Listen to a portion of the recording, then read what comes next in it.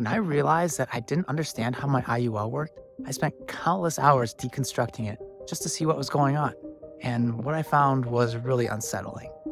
When you see just how much risk is associated with these products, you'll never look at an IUL policy the same way again. What's up, y'all? This is Ian with Freedom Flow Finance and IULRehab.com. And after all the research I've done regarding index universal life insurance, one thing has become abundantly clear to me. Most people who are buying these policies don't understand what they're getting, and the majority of the people who are selling these policies don't really understand the product either. When I learned that somewhere in the ballpark of 90% or more of IULs are set up to maximize agent commissions and the commissions for the insurance company rather than for the greatest benefit of the customer, I got really curious and looked at my own IUL. Now, what I learned about my policy was not good. If I'd known that there was even the slightest chance that the policy that we purchased could lose $140,000 in the last 11 years and lapse prematurely, leaving us both unprotected, there's no way I would have signed on the dotted line.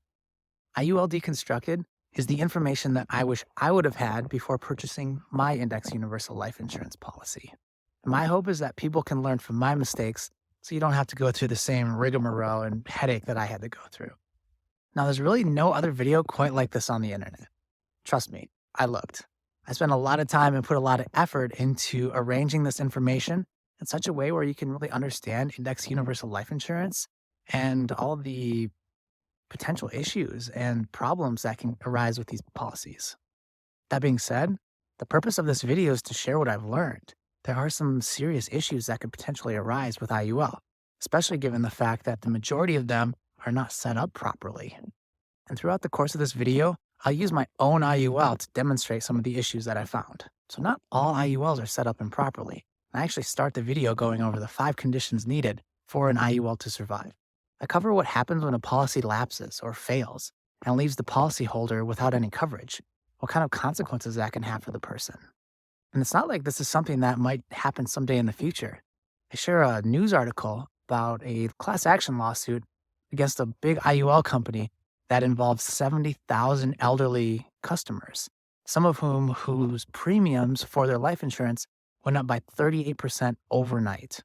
I break down how universal life insurance policies work. I think it's important to have at least a base understanding of that to be able to see where the potential issues are.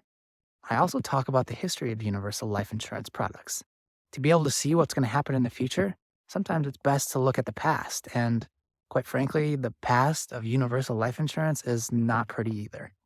I break down the 3 main reasons why most universal life insurance policies are destined to fail from the very beginning.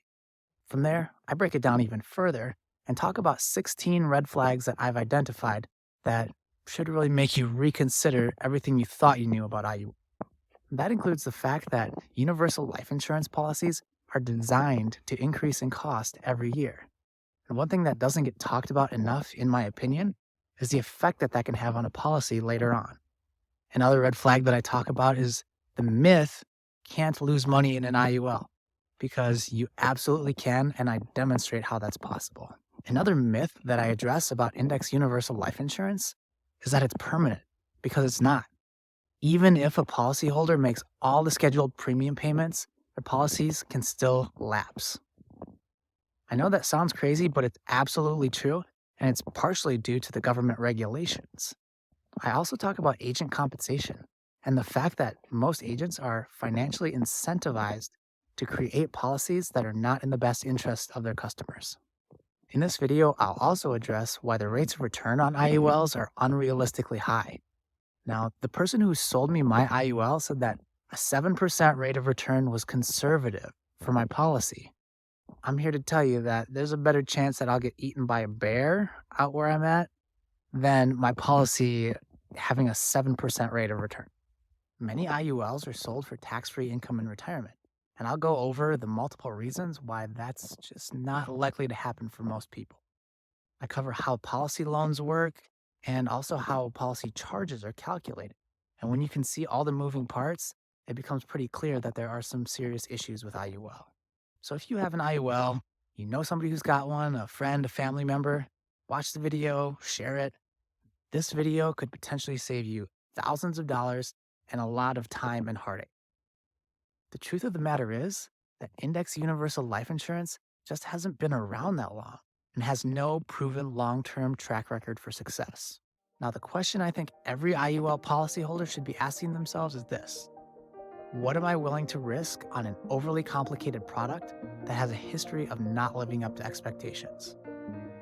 Watch and share this video. You'll be glad you did. Go to IULrehab.com and sign up for a free policy audit if you have an IUL and want to see if there are any issues with it. I'd be happy to go over it with you.